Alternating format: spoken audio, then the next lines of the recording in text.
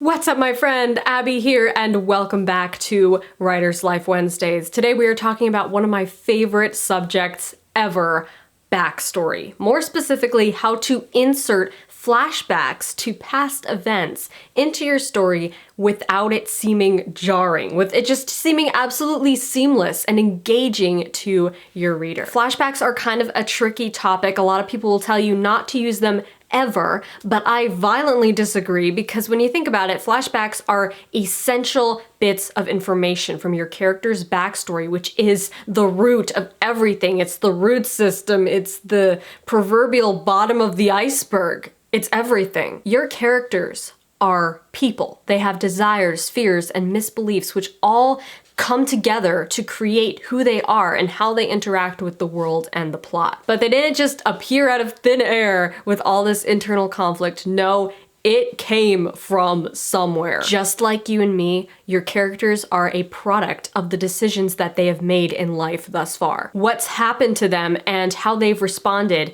from birth to this moment in time has shaped them to be the kind of people they are. I'd say that's pretty important stuff for the reader to know. But although backstory is important, it is not the story that is happening right now. Thus, any kind of flashback to anything that isn't the story happening right now is a deviation. Flashbacks essentially hit the pause button on what's happening right now and transport the reader into a different moment in time, which sounds like it would be very jarring. And sometimes it is when it's not done right. But I'm here today to tell you that it can be done right. In fact, flashbacks can be some of the best moments in your entire story.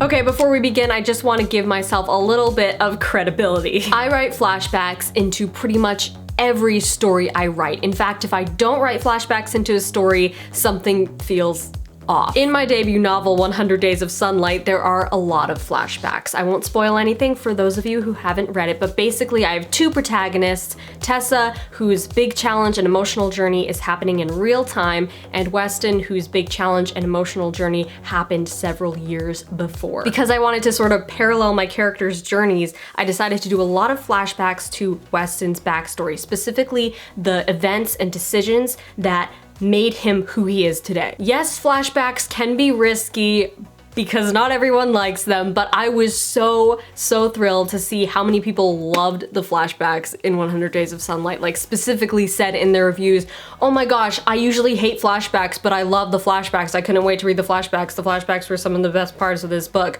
Like, I must have done something right.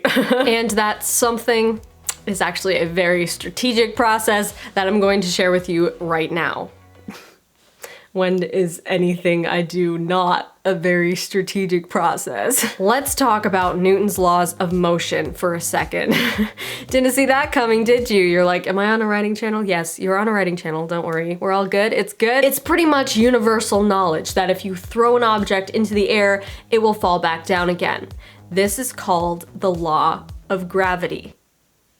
Thanks for watching, it's been great. See you next week. We see the law of gravity happening all the time, every day, so much so that our brains are wired to understand everything within the realm of this thing called cause and effect. If I throw an object into the air and instead of falling back down, it flies away on its own, your brain goes, what? It would be pretty jarring if you saw something in the real world disobey the laws of cause and effect. Because we all know that for every action, there is an equal and opposite reaction. I know, your inner quantum physicist is cringing right now. So then, if our brains are wired to understand everything we see as a result of cause and effect, then the only thing that would be jarring to our brain is to see something disobey the law of cause and effect. Namely, lots of flashbacks in books and films. A poorly written flashback is a flashback that disobeys the laws of cause and effect. Simple as that. As writers, we apply cause and effect pretty well to the main plot of our book.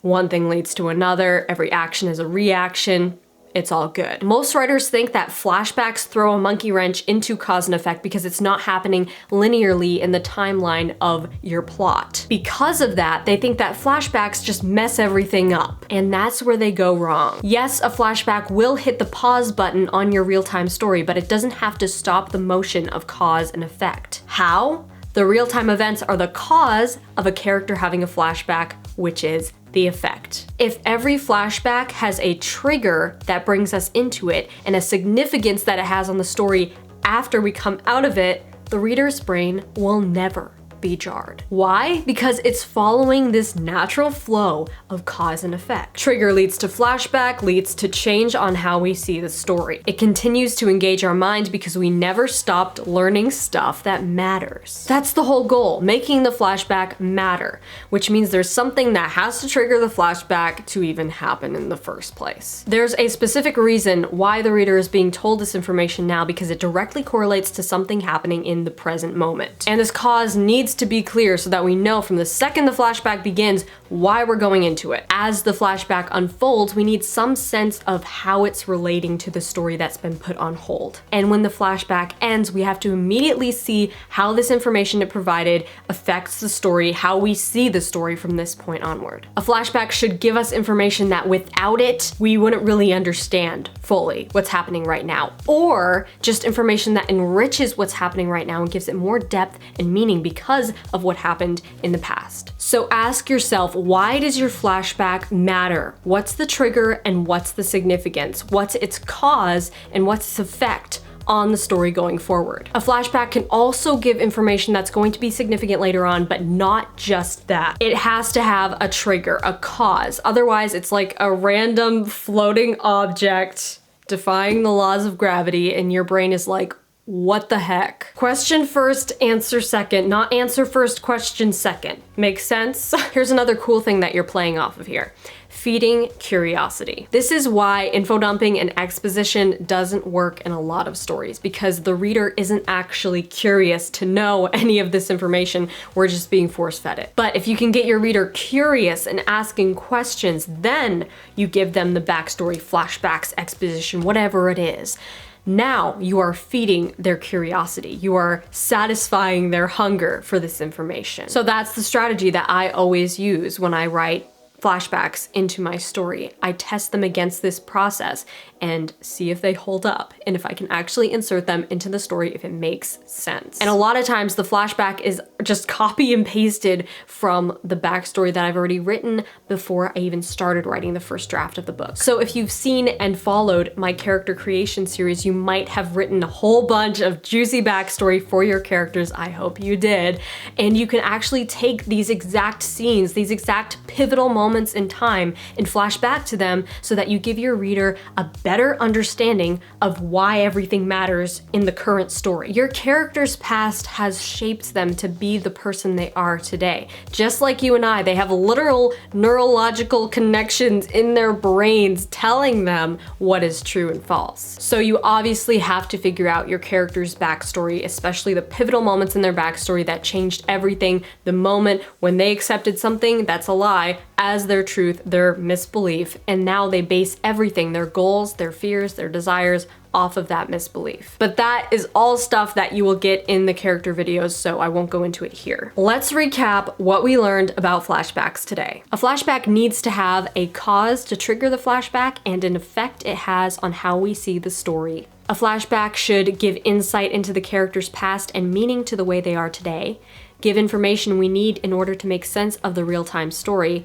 and or give information that we'll need later on, but not only this one, okay? So ask yourself, why does your flashback matter? What's the trigger and what's the significance? What's its cause and what's its effect on the story going forward? Really wanted to use a story example today, but I ran out of time, so just go read 100 Days of Sunlight and you'll see what I mean by inserting flashbacks where they matter and feeding the reader's curiosity so that they're not just distracted by these seemingly unrelated past events. Comment below and tell me what are some good examples of stories that pull off flashbacks really well. Do you ever struggle with knowing where to insert flashbacks into your story? If so, I hope this video has has helped you, please smash that like button if it has, and be sure to subscribe to this channel if you haven't already, because I post writing videos and publishing videos every single Wednesday, except for next Wednesday I'm gonna be on vacation.